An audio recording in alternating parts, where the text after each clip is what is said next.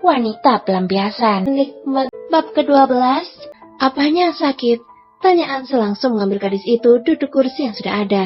Saat gadis itu melihat tatapan Ansel merasakan seperti pernah melihatnya. Namun di mana? Om, ini yang sakit, tunjuk Selin pada kakinya yang terinjak oleh Ansel. Maafin Om ya, Om tidak lihat tadi. Kamu sama siapa kesini? Sama Oma, sama Kak Selo. Lalu mereka mana? Saat bertanya tiba-tiba ada beberapa suara memanggil nama Selin. Selin, di mana kamu sayang? Teriak Ray dan juga Alexa. Ayah Ray, Selin di sini, jawab Selin. Ray langsung berlari menghampiri Selin. Ayah mencarimu sayang. Ray, apa-apaan ini? Kamu bilang ayah? Tanya Ansel tak percaya. Ray hanya garuk-garuk kepala yang tak gatal sambil ketawa kuda. Ray, katakan pada kakak, apa maksudmu? Tanya Ansel lagi. Kau sudah punya anak, sedangkan kau belum menikah, ucap Ansel penuh penekanan. Kak, dia itu sudah kuanggap seperti anakku sendiri. Dia lahir tanpa seorang ayah di sisinya, terang Ansel. Jadi ibunya seorang janda? Tanya Ansel lagi, kini dengan nada sedikit meluapkan amarah. Bukan kak, jangan keras-keras ngatain. Nanti saja aku ceritain, malu banyak orang di sini, ucap Ray sambil berbisik. Mereka pun masuk.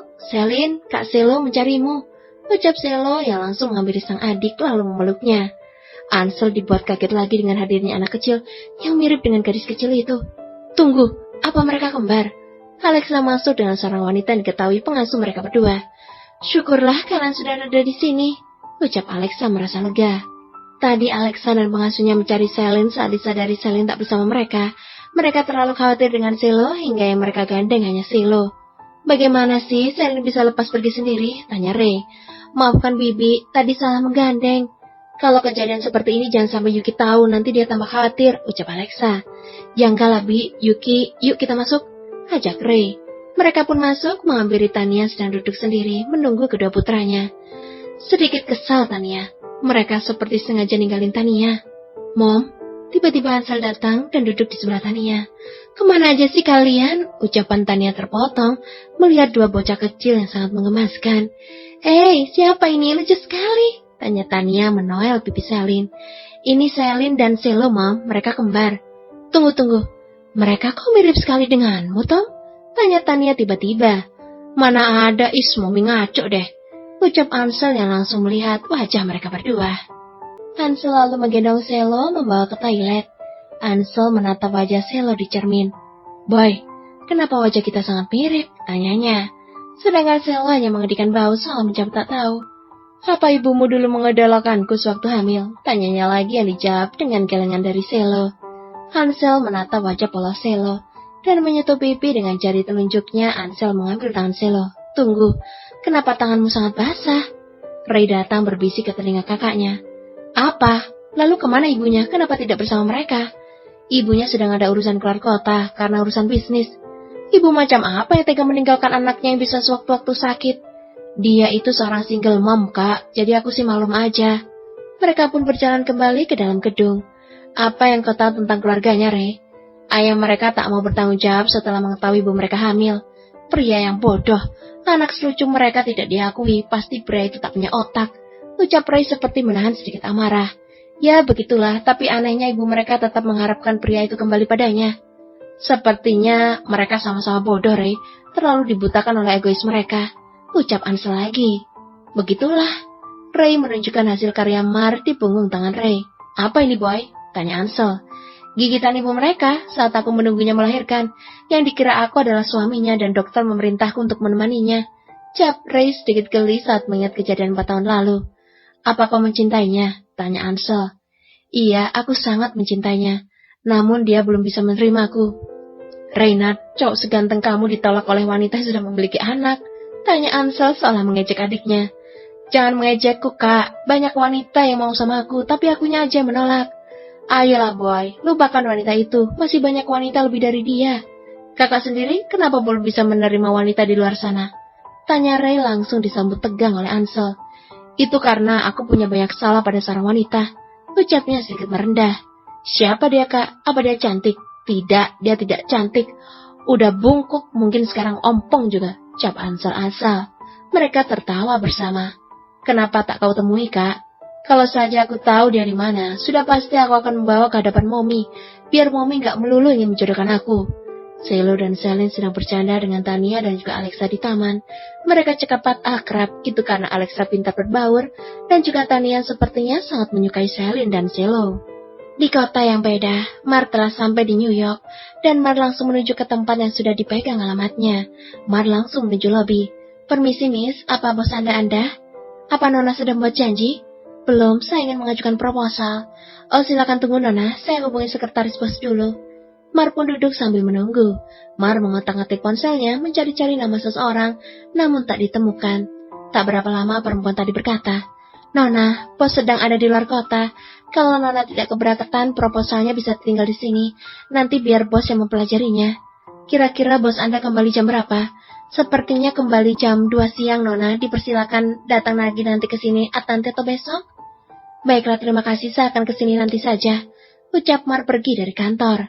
Hari ini, Mar mau singgah ke tempat yang pernah ia tempati untuk bekerja. Restoran yang sekarang sudah sangat terkenal. Mungkin sekarang restoran itu sudah banyak berubah, terutama karyawannya. Mar turun dari taksi dan melangkah anggun ke dalam. Benar saja, tempat ini sudah banyak berubah. Bahkan karyawannya juga sudah banyak yang diganti. Mar pun duduk di pojok dekat dengan kaca pembatas. Mar menatap keluar, datanglah seorang waiters dengan membawa buku menu. Mar, pekik seseorang dari kejauhan. Mar menoleh kepada wanita yang telah memanggilnya. Feby? Mereka pun saling berpelukan melepas rindu. Apa kabarnya kamu? Kemana kamu selama ini? Kau diburu banyak pria setelah kau menghilang. Tanya Feby yang tidak dijawab oleh Mar.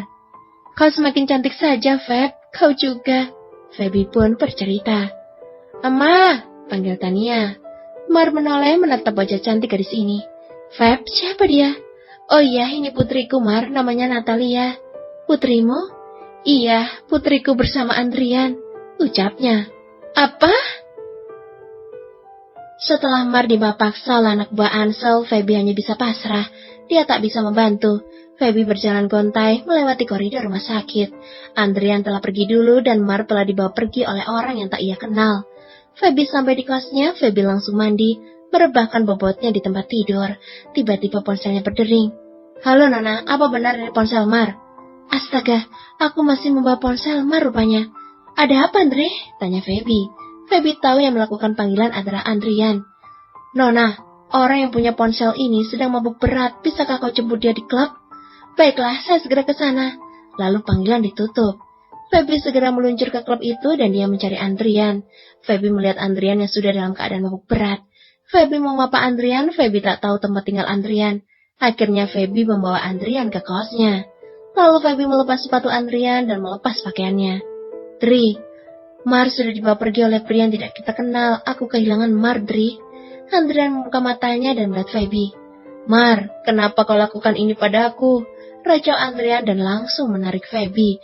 Feby yang belum siap dengan serangan Andrian pun jatuh tepat di dada bidang Andrian. Dri, lepas, aku bukan Mar, ucap Feby. Namun Andrian tak mendengarnya karena kebanyakan minum hingga kehilangan kesadaran.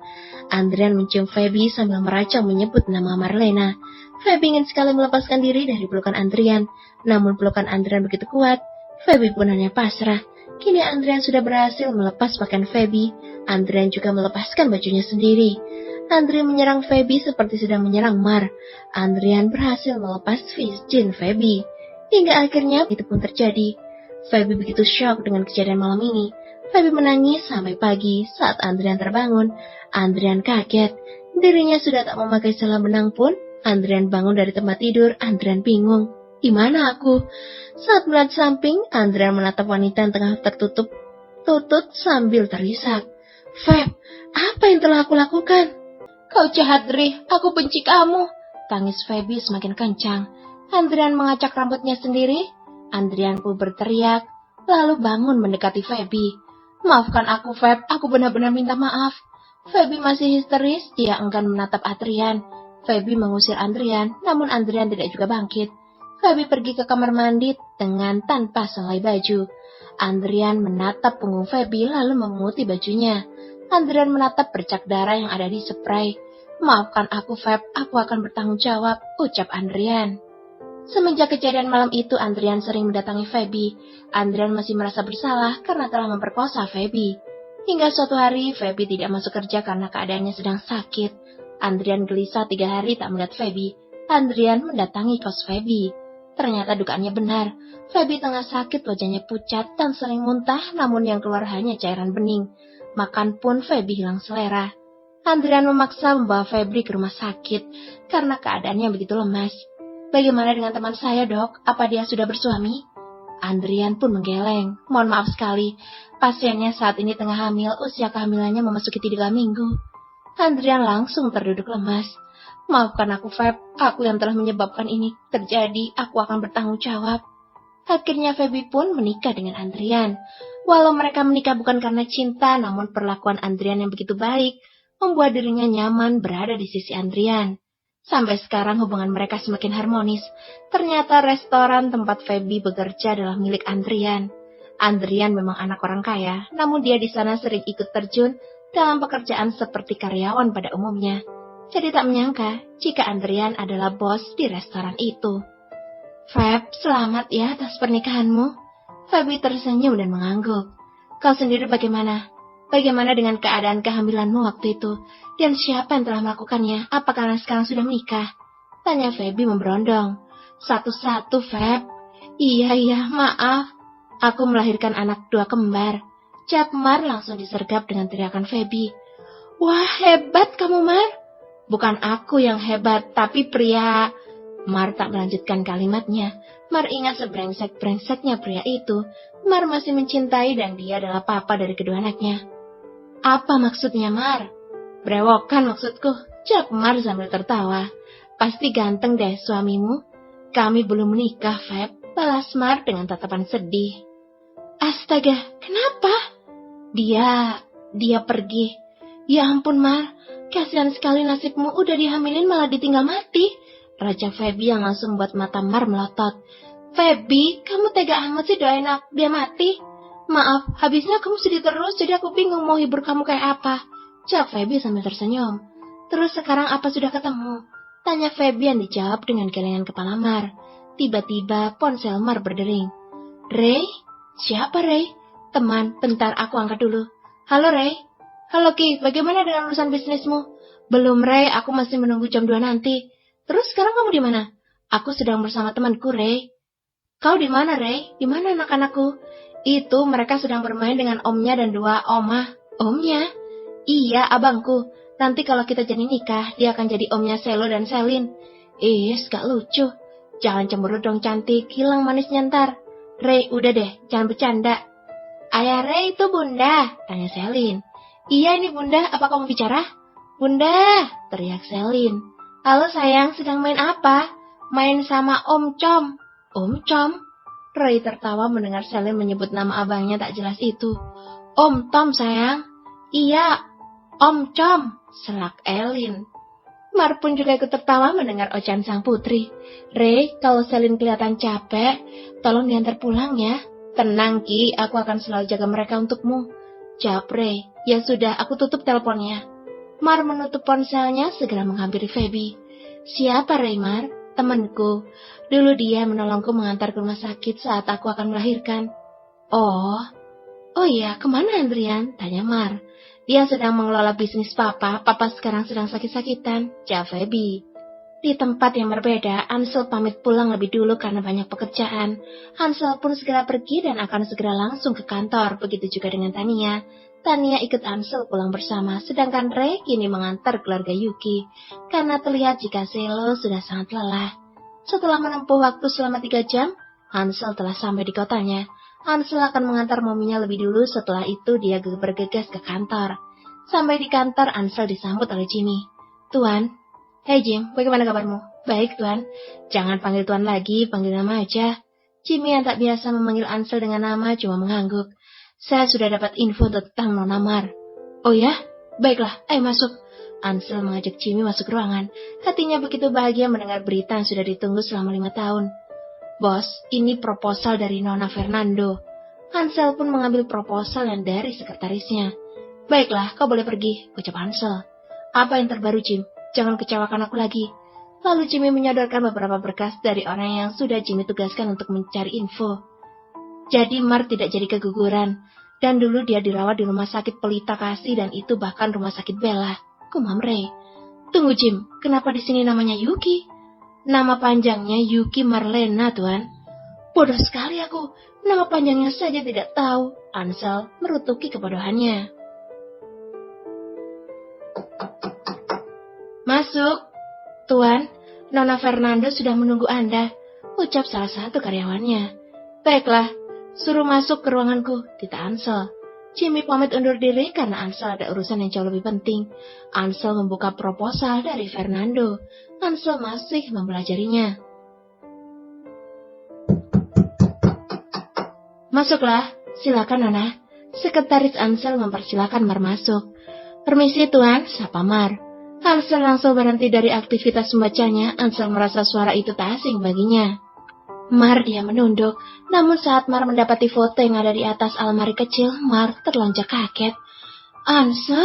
Pekik Mar yang bersama dengan Ansel yang menoleh. Mar? Pekik Ansel. Ansel langsung berdiri dari duduk berjalan ke arah Mar. Wanita yang ia rindukan selama 5 tahun kini dengan sendirinya datang dengan tujuan yang beda. Mar, kemana saja kamu? Aku merindukan kamu. Bersambung.